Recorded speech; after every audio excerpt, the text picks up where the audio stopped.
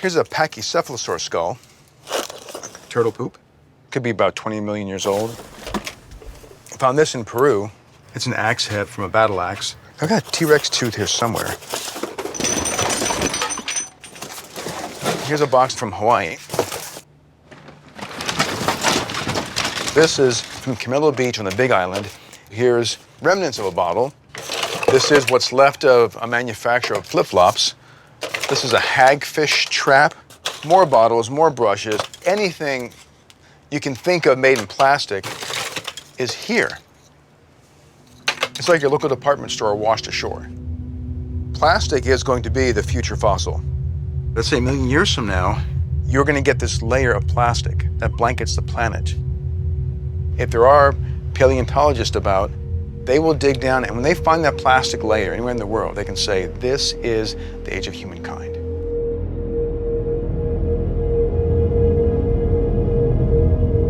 We have this deep, million-year-old affinity to water.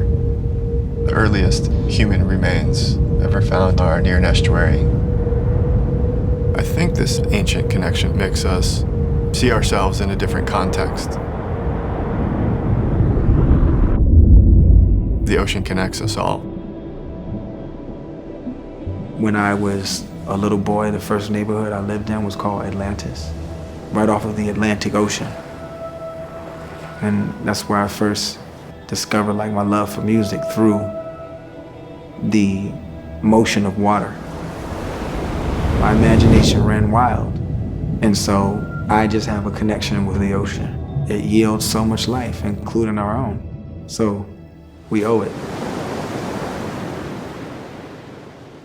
Life in the ocean has been evolving for tens, hundreds of millions of years. And then along came petroleum. And we started using petroleum to create plastic. Plastics were really heavily marketed to consumers as a time-saving device, as a matter of convenience.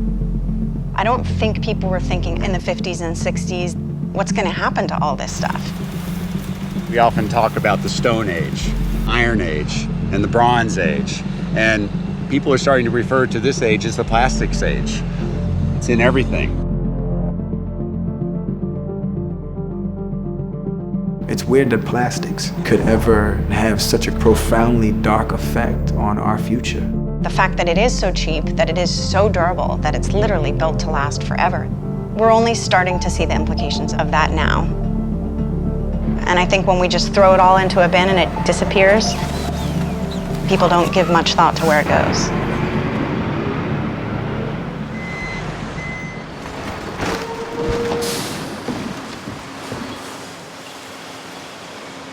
We make 288 million tons of plastic annually. That means every 4 years, we make 1 billion tons of plastic. Where does it go? It may make its way into the waste management system. Now, what escapes the waste management system is heading out to sea. If it were paper, metal, or glass or wood, it would either oxidize, biodegrade, or be just inert and not matter. Whereas plastic just persists. It persists.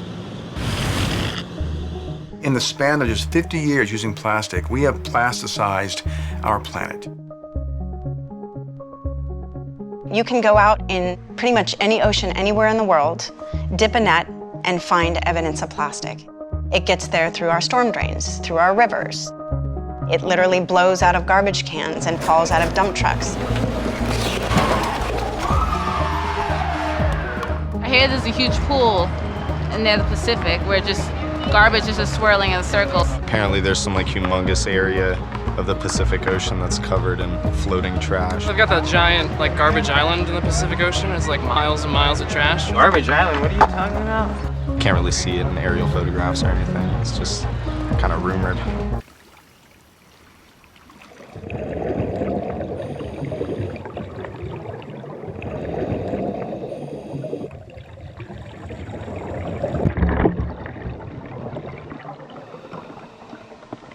Everyone who's ever been with me out to these garbage patches has been transformed. These are the remotest parts of the planet, but just about anything you throw into the ocean that floats will end up there. This is where we've organized all the samples from our latest voyage.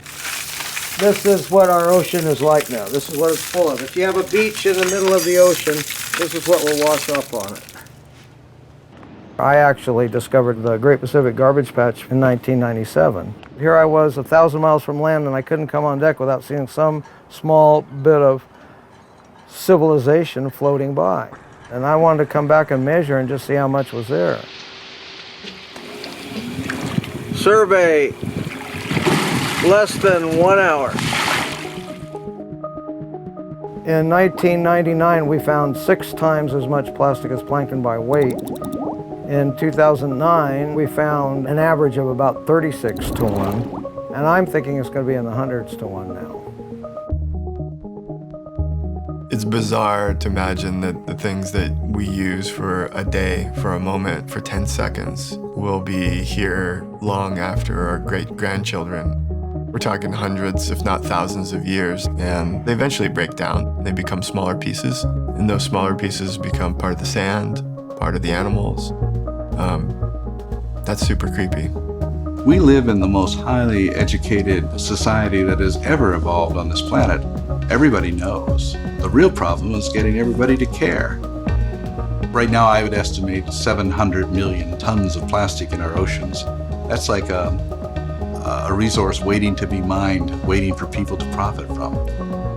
When you look at ocean plastic, then you see first waste that is useless. But when you look again, you see a valuable working material. We make the weight of every man, woman, and child on Earth in plastic every year. Can you imagine if we recovered that and reused it?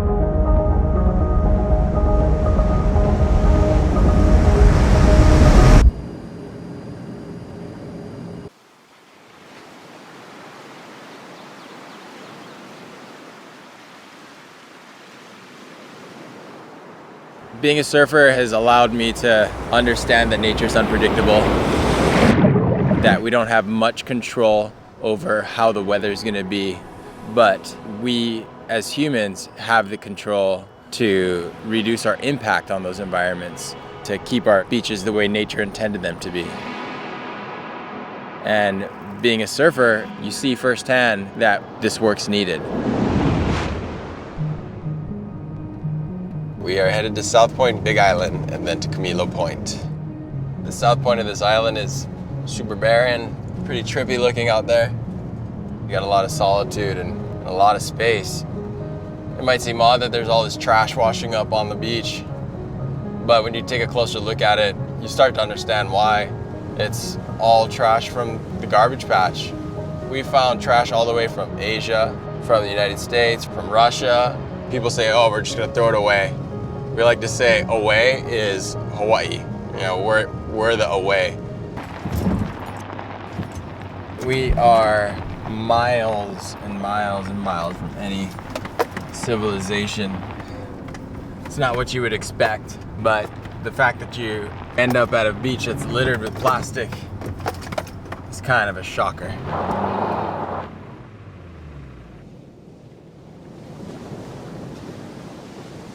The first time I came down here, I was completely overwhelmed. You're in the middle of an 80-mile stretch of no development, yet we're accumulating just tons and tons of plastic debris.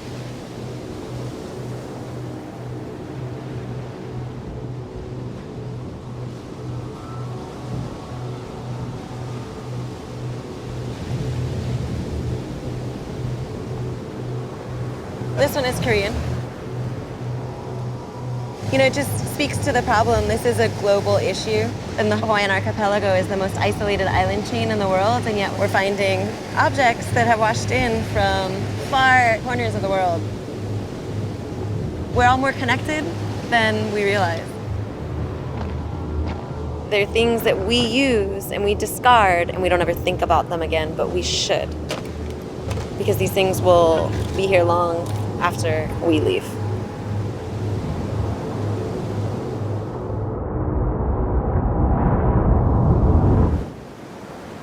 This is a HTP milk carton that has been gnawed on by a bunch of fish. We find all kinds of bottles like this. There's evidence of fish eating plastic all over the beach. Here's another one. The chemicals that are in that plastic make their way up the food chain, and now they're in us because we're eating those fish. When a small fish eats, say, 10 small pieces of plastic, a bigger fish eats maybe 100 or 200 of those smaller fish. All of those contaminants are becoming more and more concentrated as they work their way up the food chain, until it comes to you and I, and we're at the top of that food chain. Today, the norm is that any one of us could look at the chemicals in our body and find that, yes, we have like heavy industrial chemicals stored in our blood. Every human being carries a burden of synthetic chemistry. That's a new reality. And what those long-term effects are, we just don't know. People talk about environmental issues like this is what might happen in the future. We only have 10 years for this to change. We're here. The shit's hitting the fan now. This isn't about a prognosis for the future. There's plastic in us. There's plastic in the most wild animals and on the bottom of the seafloor in places where it shouldn't be. It's not an imagined future state. This is a current scenario. 地球の未来、前向きなものを感じますか?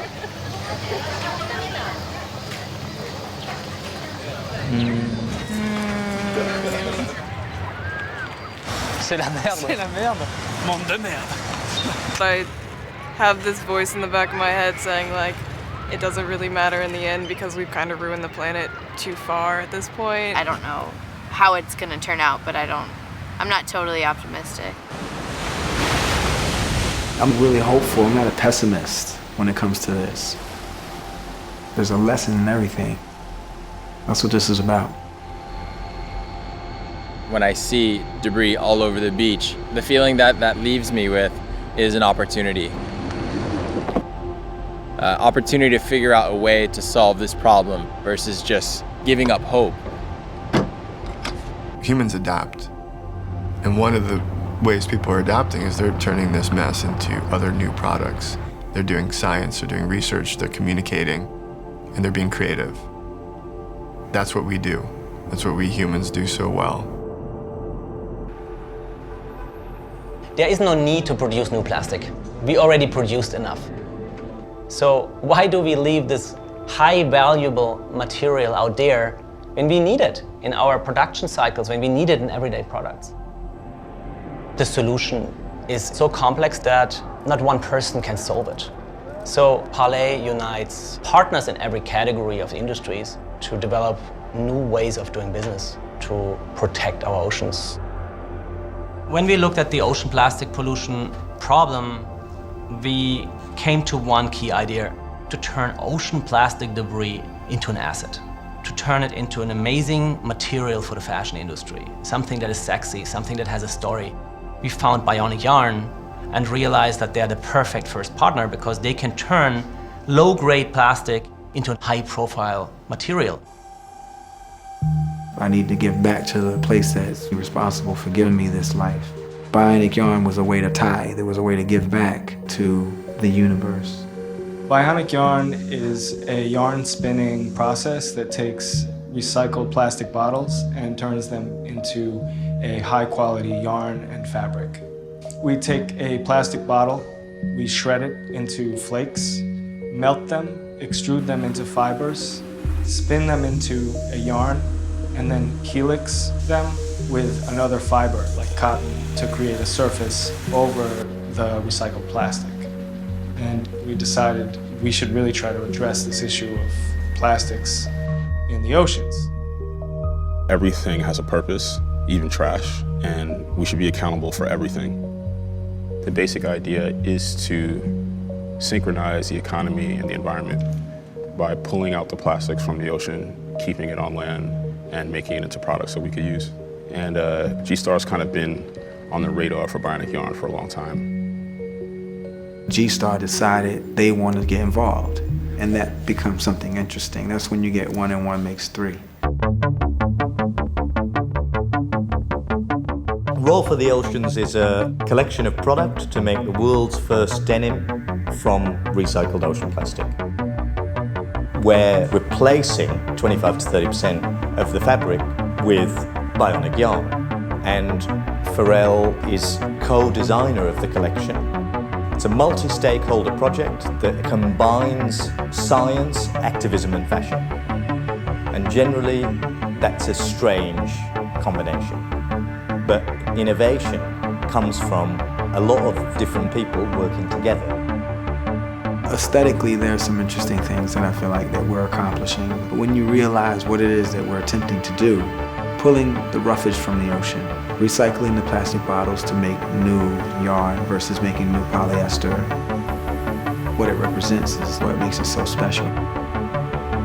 Usually fashion is something for vanity, but I think bionic yarn now represents transformation and the ability to take something bad and to make it good. The Raw for the Ocean collaboration is not the solution for the problem, but it shows a direction. And it shows big companies that it's pretty lucrative to be involved. And G-Star has the power to change the whole category of denim and the whole way things are made. The idea is really here to establish a new mindset within the fashion industry and inspire other segments of business and economy to follow that. The strength of an ecosystem is in diversity. The strength of any movement must also lie in diversity.